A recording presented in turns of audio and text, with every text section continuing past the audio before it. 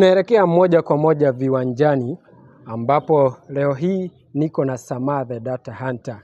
Shabiki wa timu gani katika kombe la dunia? France. Ufaransa. Samah 254, jana tumeshuhudia mechi kubwa, mechi ya Egypt versus Argentina. Kabisa. Mechi ambayo iliibua hisia sana kabisa, wengi hawakuamini hiyo comeback. Kwako pengine unaonaje hiyo kuhusu hiyo mechi? Hilo mechi unajua wanasemanga mpira wa kapumbu ni dakika 90. Na kwangu hilo alikuwa jambo la geni sana kwa sababu hiyo ilikuwa comeback na ni comeback tena kubwa zaidi kwa sababu unavyoona vijana wa Misri waliongoza mechi hiyo hadi dakika ya 79 na 8. Na dakika ya 79 ilipofika hapo ndipo mambo yalianza kugeuka.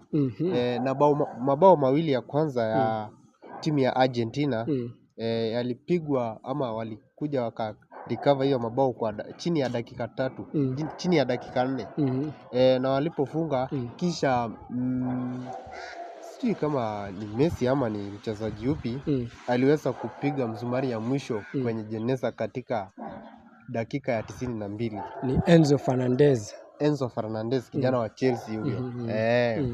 Aliweza kupiga msumari wa mwisho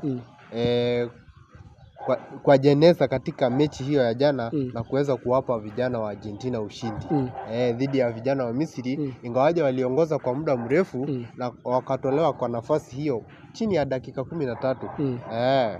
Do you think hiyo mechi ilikuwa fair? Kwa sababu nimesoma arafa mingi katika mitandao na pia wachezaji wa Misri wanasema hiyo mechi haikuwa fair. Kwako Samah the Data Hunter, ilikuwa fair? Kwa sababu Egypt kuna mahali wanasema walikuwa denied 2 penalties. Kwako unaona hiyo game ilikuwa fair? Kwangu mimi kuna mpira wa ikabu jana vijana wa Argentina walipewa na ni baada ya nukta 15 ambayo hiyo haikuwa halali kwa sababu waliweza kufunga bao la pili na hilo bao likakataliwa na kama walifunga hilo bao likakubaliwa wakafunga lingine basi wangeweza kwenda matuta na vijana wa Argentina na kama wangetolewa hapo ingekuwa tu sawa, lakini juu ilisha tu fanyika sisi ni nani tukatae? Hatuwezi kata kabisa. Tuingie moja kwa moja kwenye historia.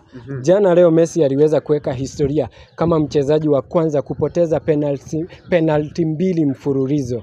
Kwako unaonaje katika kwenye historia hiyo? Historia hiyo enyewe ni mchezaji wa kwanza katika kombe hili, kinyang'anyiro cha kombe hili la dunia kupoteza penalty 2 mtawalia na ni mchezaji